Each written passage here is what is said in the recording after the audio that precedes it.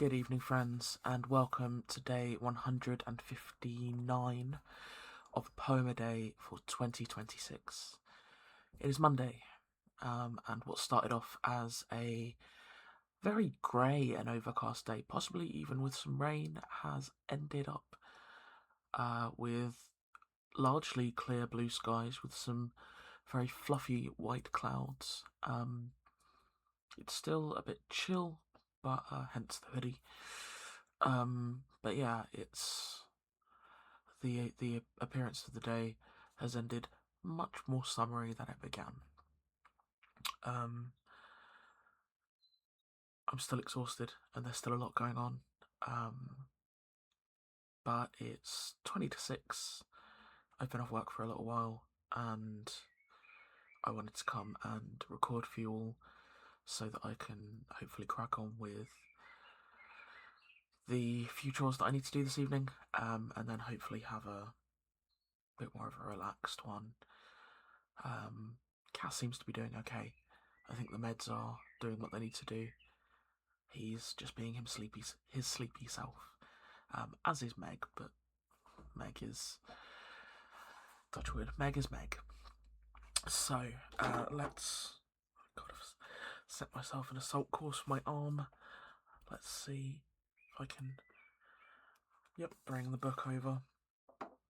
I was even kind of optimistic and got out some nail polish that I might attempt to adorn myself later. We'll see how that goes. So, we have today, for the 8th of June, A London Plane Tree by Amy Levy, or Amy Levy, and our blurb reads as follows. Amy Levy was a radical in her day, a, quote, new woman. She lived a progressive life ahead of her times. In this poem, both the poet and the tree are cooped up in the city. The she in the final stanza could refer to either. So this is A London Plane Tree by Amy Levy.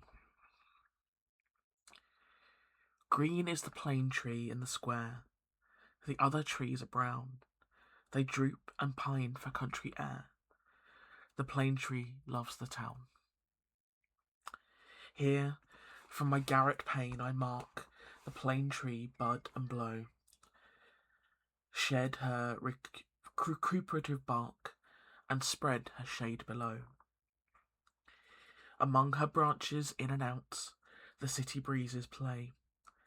The dun fog wraps her round about. Above, the smoke curls grey.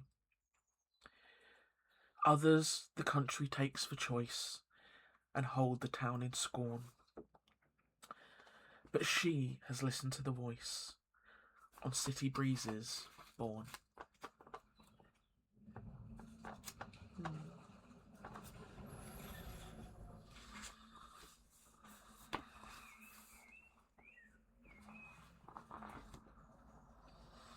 Fairly certain I'm a city dweller myself. I do like and enjoy green spaces, but I think I would be quite lost out in a rural area. I've always just lived in suburban areas. I was born, and I always say born and partially bred, because I left when I was just before my 9th birthday in Ipswich, which is obviously a very urban area. The town itself. Moving to Milton Keynes, which was very green. So much so that my brother, who was 11, 12 at the time, we moved in the May, and within a few weeks of us being there, he was very unwell.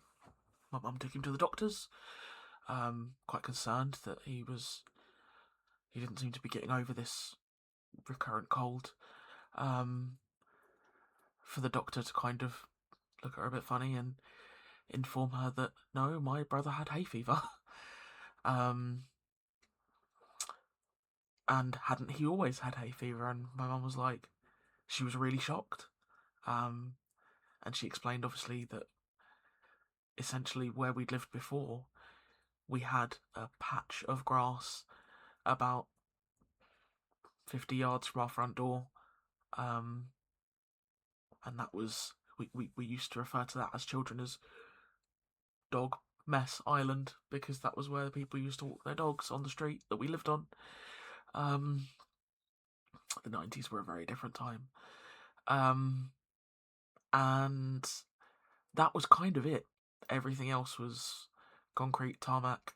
Um, you'd have to go. There was a big park in town, Christchurch Park, which after the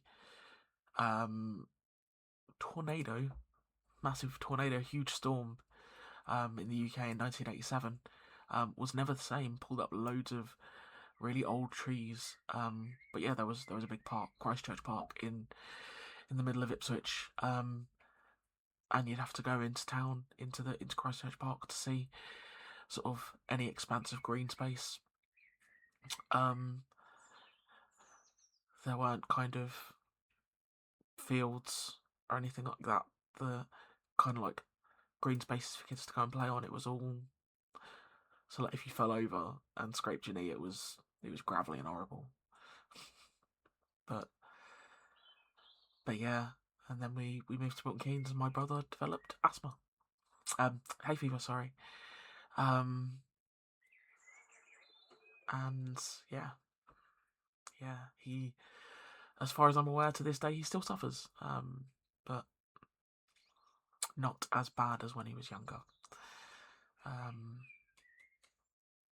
And as I've gotten older, I have developed asthma, which is triggered by, mine is worst in autumn, triggered by sort of the fungal spores in kind of mouldering leaves. So it also tends to spike during changes in weather. So if we have like a run of dry weather and then unexpected rain, or just rain, that shift from dry to wet, I will be a wheezy bean.